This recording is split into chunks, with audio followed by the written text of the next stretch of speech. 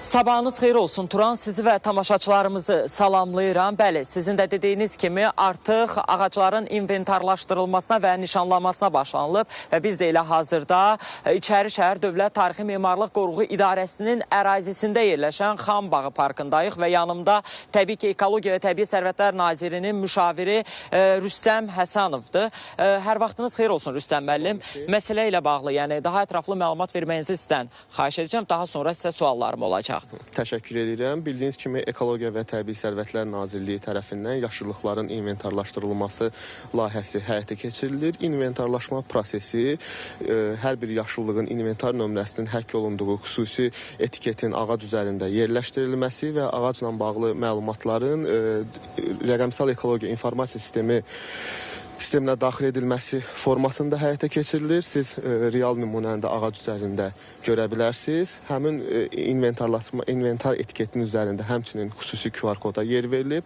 Vətəndaşlar bu QR kodu oxutmaqla ağacı.az saytında ağacın detal səhifəsinə keçid edərək qeydiyyata alınmış məlumatlarla tanış ola bilərlər. Bu layihənin həyata keçirilməsində əsas məqsəd yaşıllıqlarla bağlı real vəziyyətin qiymətləndirilməsi, mühafizənin təmin olunması, səmərəli idarəetmənin və ictimai iştirakçılığın əlbəttə ki, həyata keçirilməsidir. Hal-hazırda layihə Bakı şəhərində pilot tətbiq dövründə həyata keçirilir, lakin bununla kifayətlənilmir. Paralel olaraq Gəncə şəhərində də bu proses davam edilir. Bütün bu proseslər Ekologiya və Təbii Sərvətlər Nazirliyinin müvafiq olaraq 11 və 10 saylı regional ekologiya və təbii sərvətlər idarələri tərəfindən həyata keçirilir. Layihənin irəliləyən dövrlərində biz yalnız yaşayış yerlərinə yaxın yerləşən ağacların inventarlaşması ilə kifayətlənməyəcəyik. Bu layihə daha geniş fürsət alacaq və mərhələli şəkildə Respublikanın digər regionlarını da əhatə eləyəcək. Həmçinin növbəti proseslərdə biz həssas ərazilərdə yerləşən, meşə fondu torpaqlarında yerləşən ağacların, həmçinin xüsusi mühafizə olunan təbiət ərazilərində yerləşən ağacların da inventarlaşdırılaraq dövlət qeydiyyata alınmasını həyata keçirəcəyik. Rüstəm müəllim, çox üzr istəyirəm, mövzunu uzatmadan bir sual verim. Vətəndaş olaraq bax bu ağacların nişanlanması, belə deyim də inventarlaşdırılması mənə nə verir? Yəni mən bir vətəndaş olaraq bax bu barkodu gördüm. Yəni nə verir mənə vətəndaş olaraq? Təbii ki, bizim vətəndaşlarımıza maraqlıdır ki, mən bu barkodu gördükdən sonra nə edəcəm? Yəni ağacın üzərində tamam Ekologiya Təbii Sərvətlər Nazirinin öz işidir. Bəs vətəndaş olaraq mənim üçün nə verir?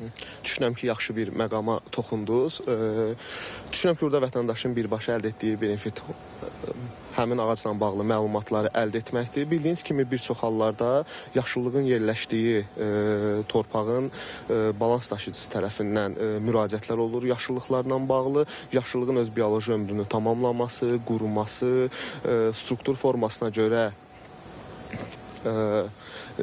risk təşkil etməsi, həmçinin xüsusi layihələr çərçivəsində yaşıllığın götürülməsi ehtiyacları yaranır. Bu hallarda səlahiyyətli orqan qismində Dövlət Ekoloji Ekspertiza Agentliyi tərəfindən yaşıllıqla bağlı qərar qəbul edilir. Bu qərarların qəbul edilməsi də yalnız inventarlaşdırılaraq qeydiyyata alınmış ağaclara şamil ediləcək və vətəndaşlar ağacla bağlı qəbul edilmiş qərarları bu QR kod üzərindən keçirdikləri səhifədən əldə edə biləcəklər.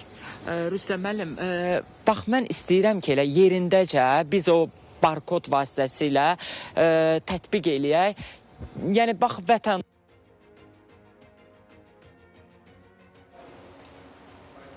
Rövşən, təşəkkür edirəm.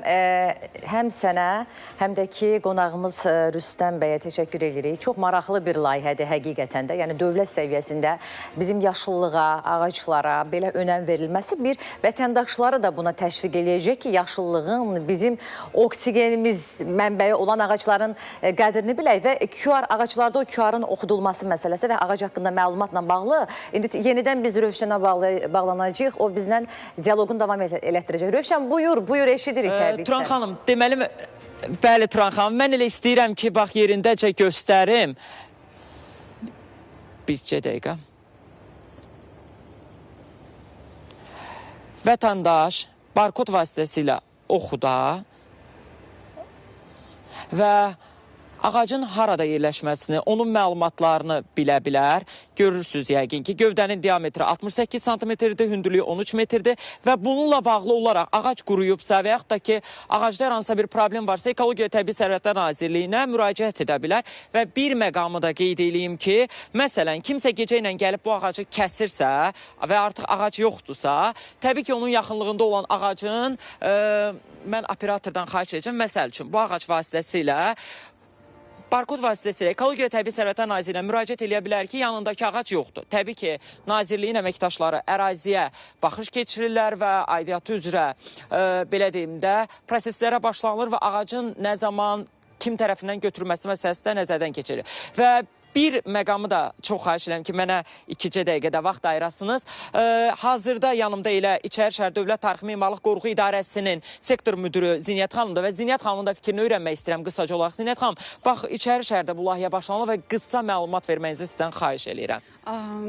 Bu layihə çərçivəsində qoruq ərazisində olan bütün ağaclar qeydiyyatdan keçib və qeyd olunduğu kimi QR kodlarla nişanlanıb. Artıq 559 ədəd ağac nişanlanıb və ətraflı məlumatı siz həm ağac az səhifəsində, həm də İçərişəhər.gov az səhifəsində də əldə edə bilərsiniz. Əsas məqsəd İçərişəhərin yaşıllığının, ekoloji mühitin qorunmasıdır. Gələcək nəsilə yaşıl irsin ötürməkdir. Bu qədər. Təşəkkür edirəm.